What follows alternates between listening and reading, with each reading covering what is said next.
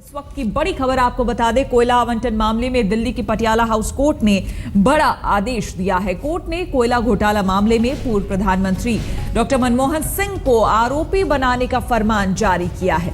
अदालत ने 6 और आरोपियों के साथ मनमोहन सिंह को 8 अप्रैल को पेश होने का समन जारी किया है। आपको बता दें कि कोयला आवंटन मामले के दौरान कोयला मंत्रालय मनमोहन सिंह के अधीन ही था।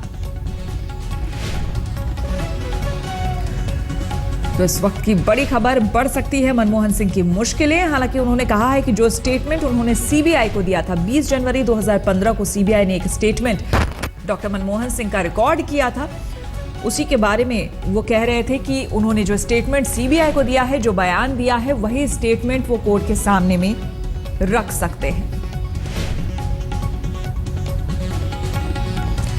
मिस्टर क्लीन के नाम से यूपीए सरकार में जाना जाता रहा है। डॉक्टर मनमोहन सिंह को कभी किसी तरह के आरोप नहीं लगे, लेकिन एक आरोपी के तौर पर वाकई अब कोर्ट के सामने पेश होना, मुश्किलें बढ़ सकती है मनमोहन सिंह के लिए, क्योंकि इस पूरे मामले में अनियमितता की बात सामने आई है।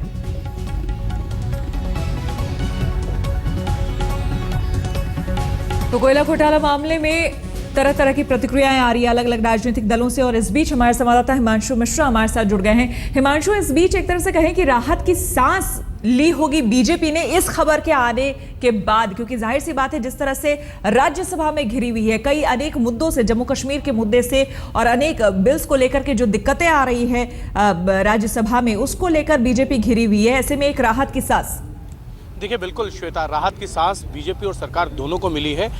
ये जो नाम मनमोहन सिंह का कोल घोटाले के अंदर आया, उसके बाद अब ये कह सकते हैं कि कल जिस तरीके से राज्यसभा के अंदर सरकार को एम्बैरेसमेंट झेलना पड़ा था मिनरल एंड माइंस बिल को लेकर, उसके बाद अब इस तरीके से पूरी तरीके से सरकार जो है कहीं ना कहीं अब एक अग्रेसिव मूव करेगी, विपक्ष के ऊपर हमला बोलेगी कि देखिए आप जो बात कहते थे कोल घोटाले के अंदर पूर्व प्रधानमंत्री मनमोहन सिंह का नाम आना, अब उनको समन किया गया, उनसे उनकी जांच की जाएगी, उनसे पूछताछ की जाएगी। तो कहीं ना कहीं अब सरकार जो है एक अग्रेसिव मूव करेगी, और विपक्ष के लिए ये एक बड़ी एम्बैरेसमेंट ये है कि दोनों हाउसेस के अंदर कहीं ना कहीं विपक्ष को अब इसका जवाब देना होगा कि कोल घोटाले की बात जो बीजेपी जब विपक्ष में थी उसको कहती रहती थी, अब उसकी सारी चीज़ें उजागर हो रही हैं। पीएससी के अंदर जब मनमोहन सिंह को बुलाया जा रहा था, तब सत्ता पक्ष ने ये कहा था कि प्रधानमंत्री को नहीं बुलाया जा सकता।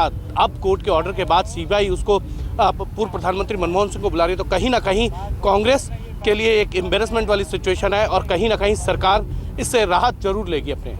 बिल्कुल। और जिन प्रावधानों के तहत हिमांशु बुलाया जा रहा है 8 आरोपियों को, उसमें बताया जा रहा है आपराधिक साजिश, विश्वासघात और साथ ही भ्रष्टाचार रोकथाम, इन प्रावधानों के तहत 8 आरोपियों को बुलाया जा रहा है, जिसमें कि पूर्व प्रधानमंत्री डॉक्टर मनमोहन सिंह भी है। ऐसे में सेटबैक भी, एम्बैरेसमेंट भी, और साथ ही साथ मिस्टर क्लीन का जो तमगा लगा हुआ था मनमोहन सिंह पर, उस पर भी बड़ा धक्का। देखिए बिल्कुल, मिस्टर क्लीन का जो तगमा लगा हुआ था मनमोहन सिंह के ऊपर, जैसे शरद यादव कह रहे थे कि वो ईमानदार हैं, लेकिन ईमानदार थे, लेकिन जब वो प्रधानमंत्री थे, उनके प्रधानमंत्री रहते हुए जब कोल मंत्रालय उनके पास था, उस दरमियान जो कोल ब्लॉक्स एलोकेट की गई, उसको लेकर सीबीआई जरूर उनसे पूछताछ करेगी कि ये कैसे की गई।